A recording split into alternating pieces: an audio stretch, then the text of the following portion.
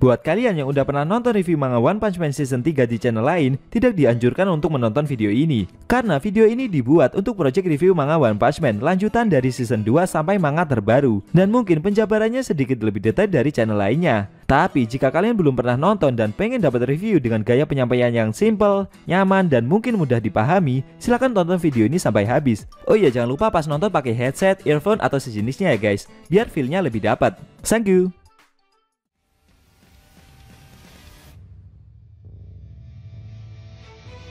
Hai guys, selamat datang di channel Endesu. Fansi butak berjubah bisa merapat, karena di video kali ini kita akan membahas lanjutan cerita One Punch Man setelah Draft Knight yang telah berhasil mengalahkan Monster Nyan dalam pertempuran yang super epic. Lebih tepatnya, kita akan mereview manga One Punch Man versi Murata chapter 119 yang bersumber dari website Read OPM atau Manga Stream. Dan buat kalian yang belum lihat review chapter sebelumnya, bisa klik link di pojok kanan atas video ini ya. Nah, di chapter 119 ini, Draft Knight memberikan informasi yang dia dapatkan kepada staf Sekingar. Bahkan dia menemukan petunjuk jika ada pengkhianat di antara jajaran para pahlawan kelas S. Siapa pengkhianat yang dimaksud? Penasaran? Oke, langsung aja kita bahas. Let's go!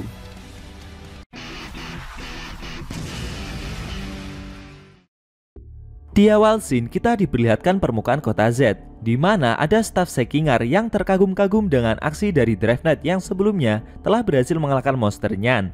Pahlawan kelas S tersebut merendah, jika menurutnya monster yang dia lawan memanglah kuat. Alasan kenapa si monster bisa dikalahkan, karena Monster Nyan terlalu percaya diri. Selain itu, sebelumnya Draft Knight sudah mengumpulkan data musuh terlebih dahulu sebelum menghadapinya. Staf Sekingar bingung dengan data yang Draft Knight maksud. Ternyata beberapa waktu lalu, tepatnya saat Monster Nyan muncul dan menyerang para pahlawan pendukung, dari kejauhan Draft Knight menganalisa setiap gerakan dan serangan yang Monster Nyan lancarkan. Staf Sekingar bertanya kepada Draft Knight, kenapa dari awal dia tidak ikut melawan si monster dan membantu para pahlawan pendukung supaya jumlah korban tidak terlalu banyak. Namun Draft Knight menjawab jika dia memiliki cara bertarung dan prinsip yang berbeda dibandingkan para pahlawan pada umumnya. Draft Knight lebih memilih menganalisa lawan yang akan dia hadapi terlebih dahulu, agar nantinya dia dapat mengalahkan musuh dengan tuntas. Bagi Draft Knight, untuk bisa meningkatkan potensi kemenangan, semua harus dimanfaatkan, termasuk mengorbankan para pahlawan. Terlebih, para pahlawan juga sudah siap dengan kemungkinan terburuk seperti sekarang ini. Staf asosiasi itu kembali bertanya kepada Draft Knight, kenapa selama ini pihak asosiasi tidak dapat menghubunginya. Komunikasi dengan Draft Knight terpotong, bahkan sebelum dia menyusul ke markas musuh sendirian, sehingga pihak asosiasi pahlawan mengira pahlawan kelas S itu telah dikalahkan. Sesaat, staf Sekingar mengingat pembicaraan pribadinya dengan Child Emperor sebelum penyerangan ke markas asosiasi monster dimulai. Saat itu, bocah jenius tersebut berpendapat jika terlalu banyak yang tidak bisa dijelaskan akan tindakan yang Draft Knight lakukan. Terlebih dengan kekhawatiran Child Emperor soal potensi munculnya mata-mata di dalam asosiasi pahlawan. Draft Knight yang ditanyai barusan langsung menunjukkan informasi data yang dia dapatkan selama menyusup ke markas asosiasi monster kepada staf Sekingar. Staf tersebut kaget dengan detail informasi yang Draft Knight kumpulkan. Datanya begitu amat sangat lengkap, termasuk para monster dengan level bencana iblis ke atas, mulai dari nama monster itu, karakteristik, sampai gaya bertarung yang monster miliki. Draft Knight bercerita kalau dia harus menginterogasi beberapa monster untuk mendapatkan data selengkap itu. Sebenarnya Draft Knight berencana mengirimkan info tersebut kepada para pahlawan lainnya sebelum mereka melakukan penyerangan. Namun dia tidak mau mengambil resiko jika nantinya informasi itu akan jatuh ke tangan pengkhianat. Staf Sekingar kaget dengan nama pengkhianat yang Draft Knight sebutkan barusan. Apakah pahlawan satu ini mengetahui sesuatu tentang itu? Sebelum menjawab, Draft Knight bertanya kepada staf Sekingar perihal kondisi para pahlawan sekarang ini. Akhirnya staf Sekingar menceritakan semua situasi yang ada, mulai dari Garou yang memburu para pahlawan, dan termasuk penyerangan para pahlawan kelas S ke dalam markas asosiasi monster. Setelah mendengar cerita tersebut, Draft Knight mengambil kesimpulan jika tidak ada pahlawan yang bisa membantu tim permukaan, dan andai terjadi keadaan darurat, sekarang ini pertahanan asosiasi pahlawan sedang amat sangat lemah. Staf Sekingar terkejut, kenapa Draft Knight berpikiran demikian? Draft Knight melanjutkan penjelasannya. Saat ini Watchdog Man tidak ada di dalam markas dan cuma menjaga kotanya saja. Menurutnya, pahlawan itu juga tidak akan bisa pergi ke markas pusat jika dibutuhkan. Staf Sekingar berpendapat jika para monster nantinya akan mengambil kesempatan untuk menyerang balik, markas asosiasi pahlawan masih dilengkapi dengan sistem pertahanan dari Metal Knight. karena fasilitas asosiasi pahlawan dibuat dan dibangun oleh Metal Knight sendiri. Lagi pula, si Metal Knight juga sangat percaya diri jika kemampuan pertahanannya sangat ampuh dalam menghadapi serangan dari musuh. Namun bagi Drive Knight, asosiasi pahlawan terlalu memberikan kepercayaan berlebih kepada Metal Knight, dan menurutnya itu sangat fatal, karena bisa jadi kondisi dari asosiasi pahlawan sekarang ini sedang berada di ujung tanduk. Mendengar penjelasan tersebut, staf Sekinger terkejut dan menyadari jika sosok pengkhianat yang Drive Knight maksud adalah Metal Knight atau Dr. Bofoy. Staf Sekinger bertanya kepada Drive Knight, apakah dia mempunyai bukti dengan tuduhannya itu? Drive Knight memberikan penjelasan jika robot terkuat milik Dr. Bofoy, yaitu robot Metal Knight yang dia kendalikan dari jarak jauh, telah hancur dan dibongkar oleh musuh. Hal itu berpotensi memungkinkan kebocoran data dan lokasi dari asosiasi pahlawan jatuh ke pihak asosiasi monster. Di sisi lain, Dr. Bofoy selalu mensinkronisasikan robot satu ke robot yang lainnya demi meningkatkan efisiensi pertarungan. Selain itu, robot Metal Knight adalah mesin favorit milik Dr. Bofoy, sekaligus yang paling dia andalkan di medan pertempuran. Dan jika jatuh ke tangan musuh, informasi persenjataan yang ada di dalamnya akan jadi hadiah besar bagi asosiasi monster. Jika memang berhasil menganalisa dan meretas mesin tersebut, asosiasi monster akan mempunyai kendali penuh pada semua senjata robot milik Dr. Bofoy, dan otomatis mereka juga bisa mengendalikan seluruh sistem milik asosiasi pahlawan.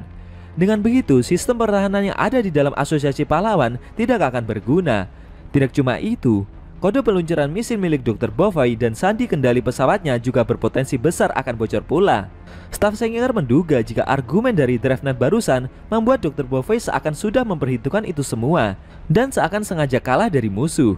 Menurut Drive Knight, Dr. Bofoy sengaja menyediakan para monster dengan persenjataan canggih yang dia miliki. Staf Sekinger heran, kenapa Dr. Bofoy sampai melakukan hal semacam itu? Drive Knight menduga jika dia memang sudah menunggu kesempatan seperti ini, saat dimana kekuatan asosiasi pahlawan memang sudah melemah. Menurut Drive Knight, rencana Dr. Bofoy adalah menguasai dunia setelah membekali diri dengan kekuatan militer. Karena itulah dia merasa terganggu dengan keberadaan asosiasi pahlawan. Drive Knight sengaja memberitahu staf Sekinger karena dia tidak berani memberikan informasi rahasia ini kepada orang lain yang tidak dia percayai.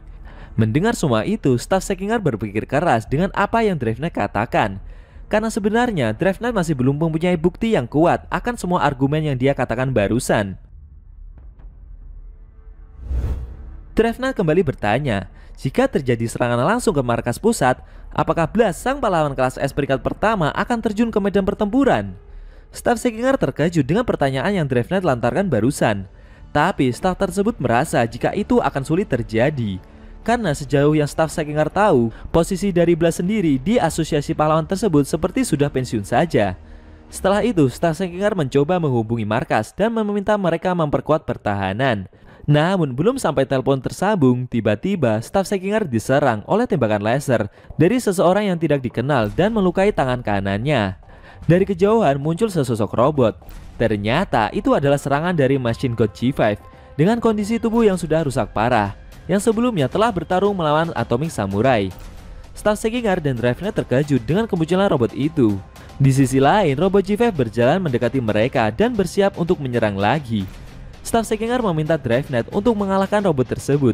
Tapi sayangnya Drive Knight menjawab jika saat ini dia sudah tidak bisa bertarung lagi, karena dia sudah berjam-jam melakukan operasi. Dan barusan akibat melakukan pertempuran sengit melawan monsternya, membuat energi dari pahlawan kelas S itu sudah mau habis.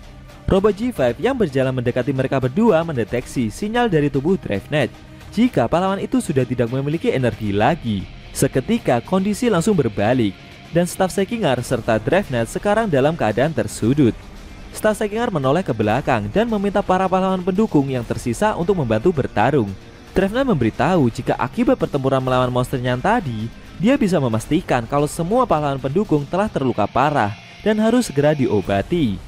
Melihat situasi sekarang ini, Drive Knight kembali bertanya kepada staf Sekinger, apakah benar Blast memang tidak bisa dihubungi sama sekali? Staf Sekinger menjawab jika Blast tidak bisa dia hubungi, karena hanya beberapa anggota staf asosiasi pahlawan saja yang bisa kontak langsung dengannya. Ditambah lagi, alat komunikasi milik staf Sekinger barusan telah rusak akibat tembakan laser dari robot G5.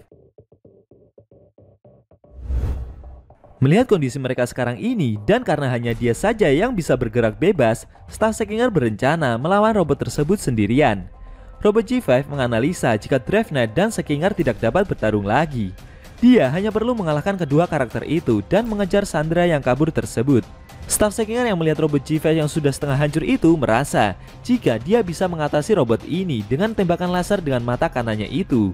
Namun tiba-tiba robot G5 yang rusak itu meledakkan diri. Lalu muncul seekor robot lagi dari dalam tubuhnya dengan ukuran yang lebih kecil. Setelah itu dengan cepat robot G5 yang kecil tersebut langsung menyerang staf Sekinger. Melihat aksi yang robot itu tunjukkan, staf Sekinger menyadari jika mereka sudah tidak akan bisa mengalahkan robot milik asosiasi monster itu. Namun secara mengejutkan muncul Genos dari arah belakang robot itu yang terbang begitu cepat dan langsung menghantam robot G5 dengan tendangan kerasnya. Staf Sekinger dan Draft Knight terkejut dengan kedatangan pahlawan kelas S itu. Akibat terkena serangan barusan, membuat robot G5 langsung rusak parah dan seketika langsung hancur. Sambil mendarat, Genos merasa jika robot yang dia serang barusan adalah versi terbaru dibandingkan yang pernah dia lawan dulu, tepatnya saat anime season 2 kemarin. Setelah mengalahkan robot tersebut, Genos bertanya kepada staf Sekinger dan Draft Knight, bagaimana situasi sekarang ini? Sedangkan Draft Knight dan staf Sekinger masih cukup tercengang dengan aksi yang Genos tunjukkan barusan. Tidak disangka, Genos sang pahlawan cyborg kelas S juga muncul di medan pertempuran. Mungkin dia bisa datang karena telah merasakan getaran gempa yang Saitama perbuat sebelumnya ya guys. Apakah setelah ini Genos juga akan masuk ke dalam markas asosiasi monster dan membantu para pahlawan? Atau membantu pahlawan di permukaan kota Z terlebih dahulu? Sayang sekali, scene cerita manga One Punch Man chapter 119 telah berakhir.